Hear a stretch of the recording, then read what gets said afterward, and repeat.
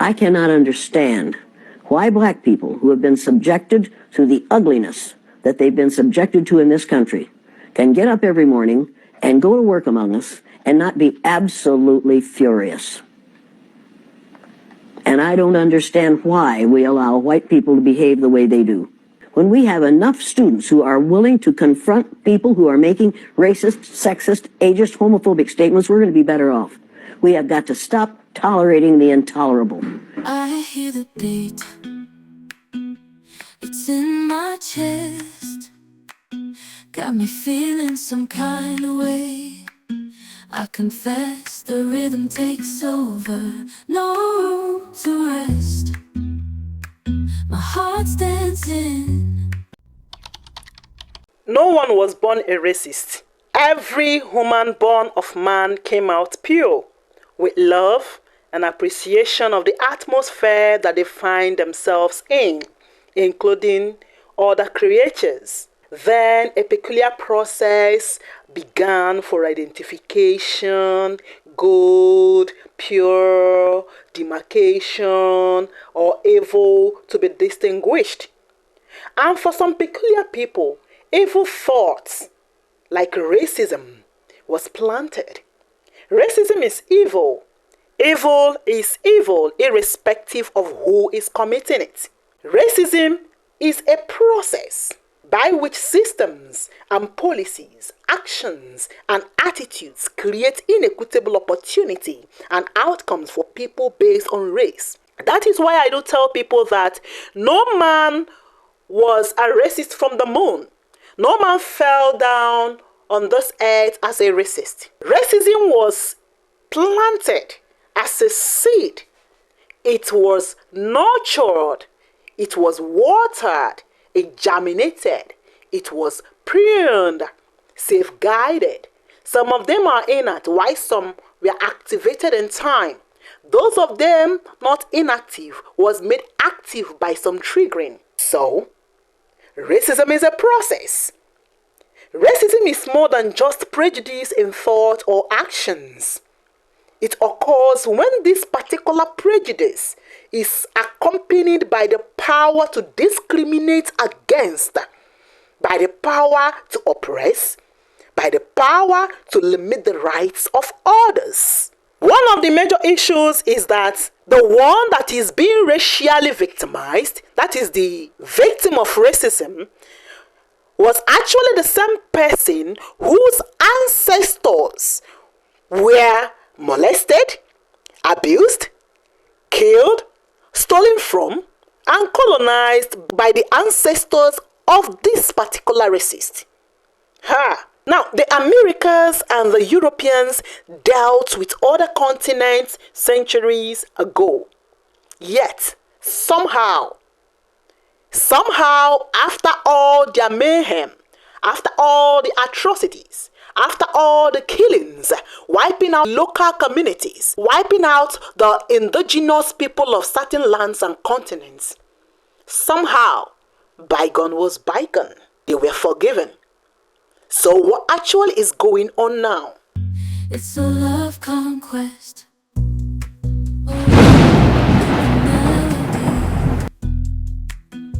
It's smooth and sweet, like honey dripping from a golden bee.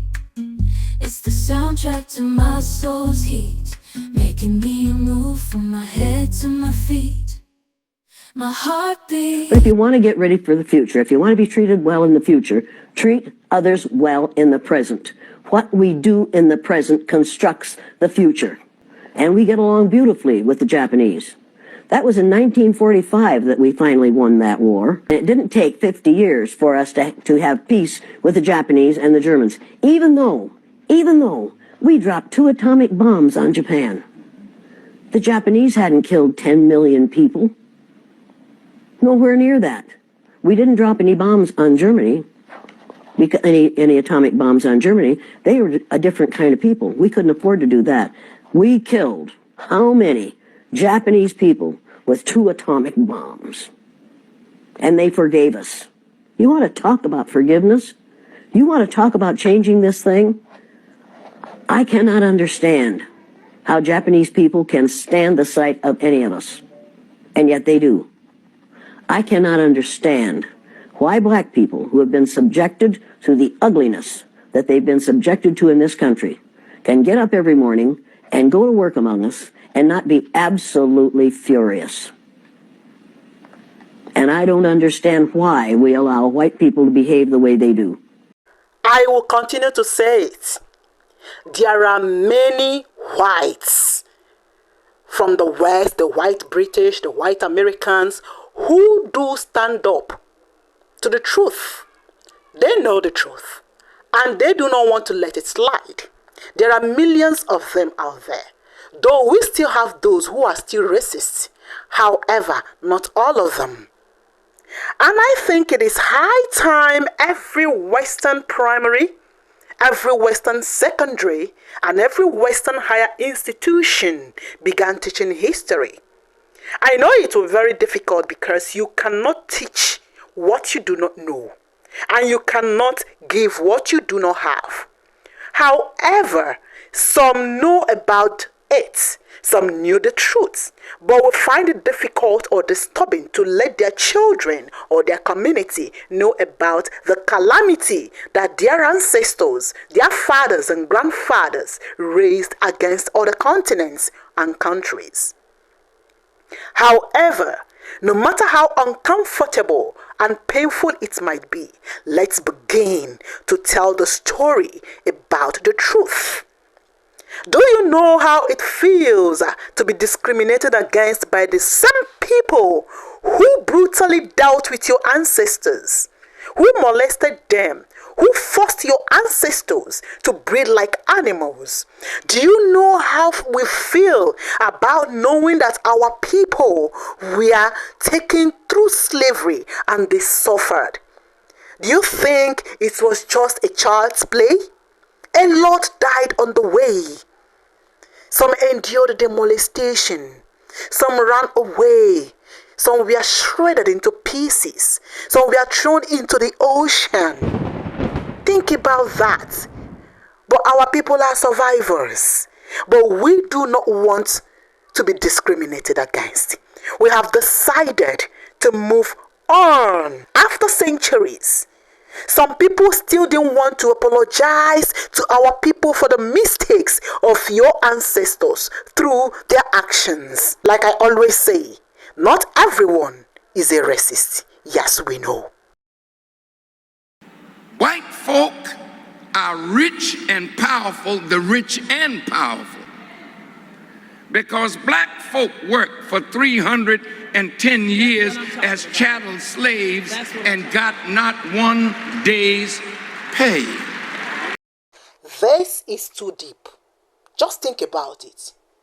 This is deep. The point is, the present generation of whites did not do this. Absolutely correct. That's true. But the present generation of whites are in their privileged position because of what a former generation of whites have done.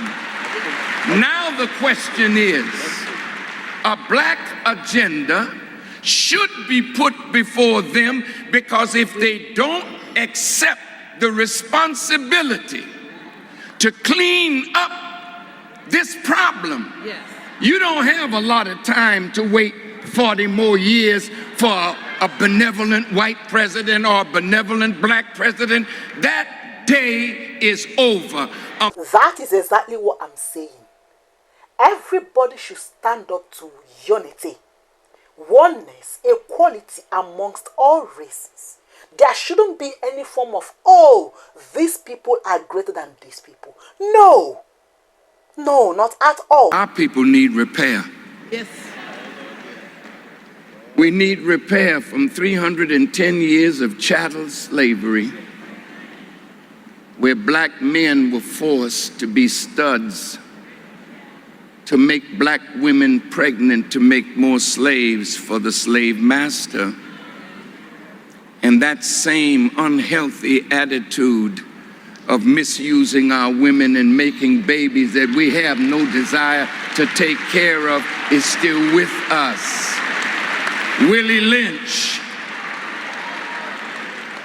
who gave the ways that we could keep being divided so that they could rule us for 1,000 years. That sickness is still with us. Oh yes, our brother just said it the way it is. It is painful, but it is the truth.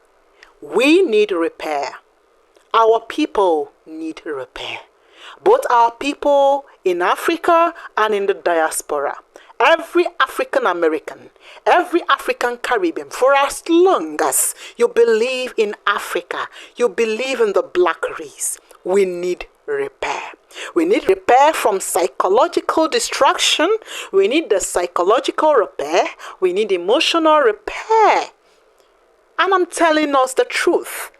I will still keep telling us that there are Europeans, white British, white Americans who stand on the truth. And if more people will come out to stand against racism, not just by carrying posters or placards, not just by mounting podium and delivering 14 pages of speeches against racism, only to do otherwise in your privacy. Not just to speak to the sweetening of the ears of the African people, only to do otherwise. It is by your actions. Now I'm going to give an example. Permit me to use one of the countries in my continent, South Africa. I'm going to use South Africa as an example because of the unique thing that happened in South Africa many years ago. Before the European and British colonialism, South Africa was full of diverse societies. I may not be 100% correct, but I was taught in school that South Africa is one of the world's oldest regions inhabited by modern man. In fact, South Africa had witnessed the existence of humans as far back as 3 million BCE, known as the tongue child. Then during the Middle Stone Age, that's 2 million BCE, there were Australopithecus robustus in South Africa. More recent to 20,000 BCE, the San people, who were gatherers and hunters, and the Khoi people, we call them the men of men, occupied South Africa. These are men of African nature.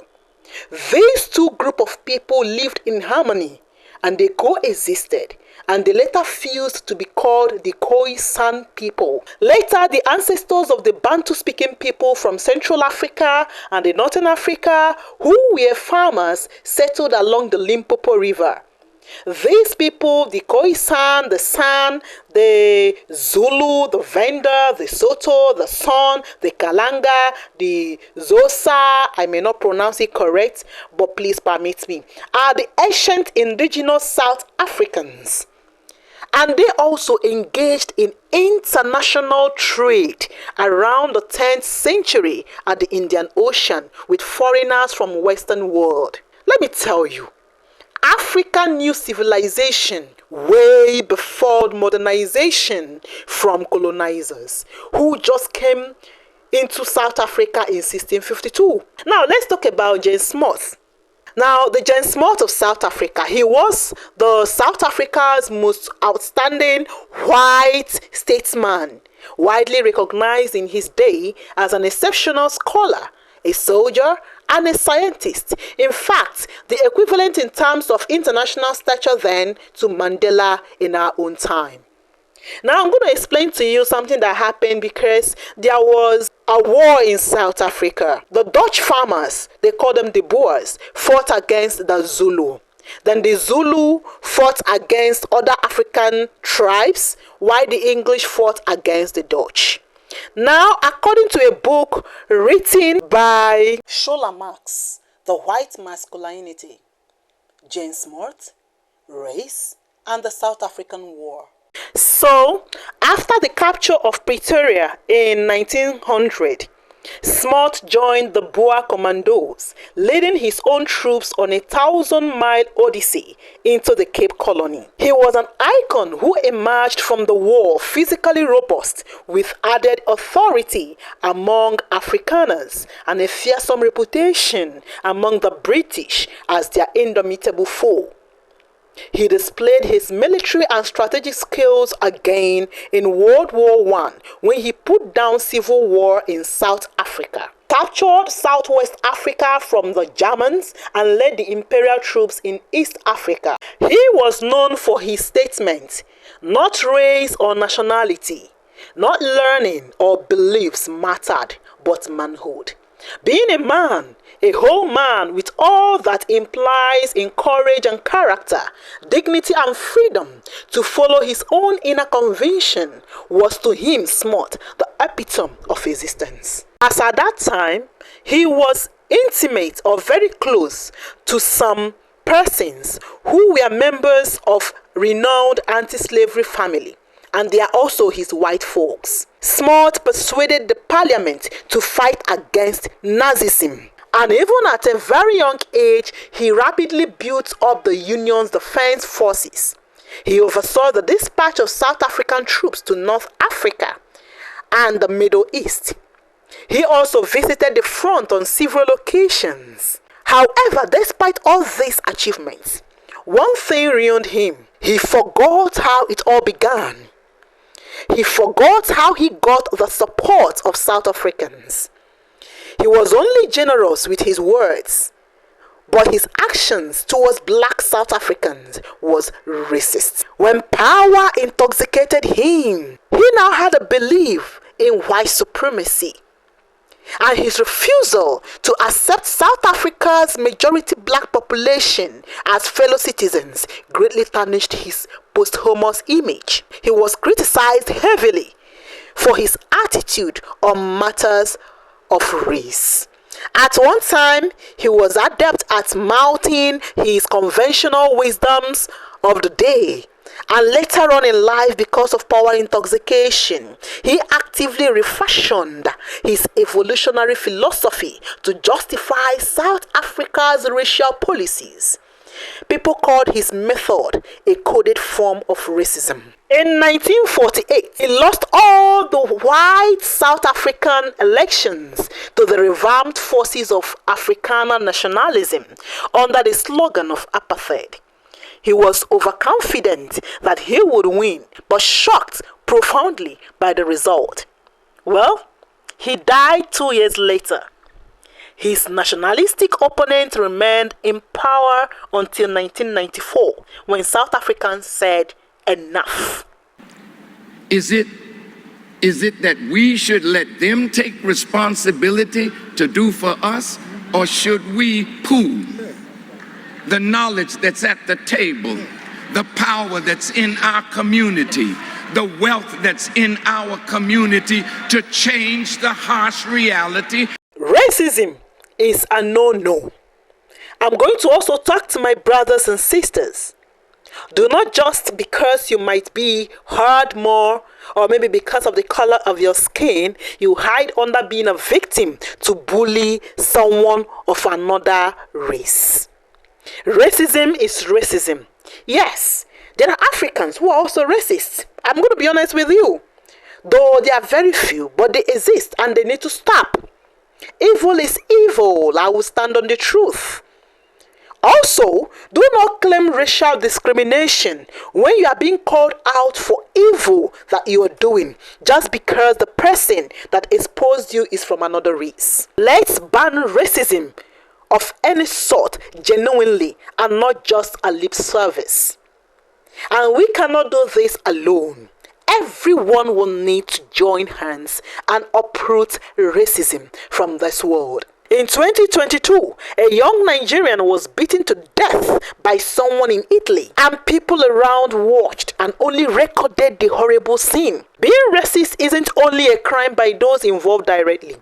If you are a passerby or a witness and you kept quiet simply because it doesn't concern you, you are as well a racist.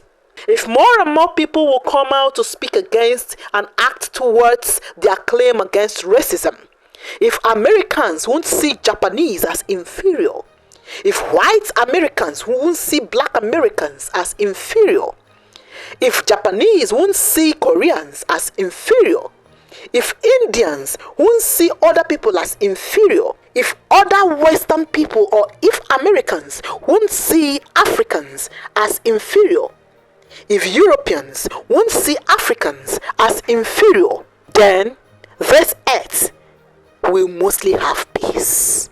I am telling you the honest truth. Say no to racism of any sort. Do not tolerate it. This is QinsPride.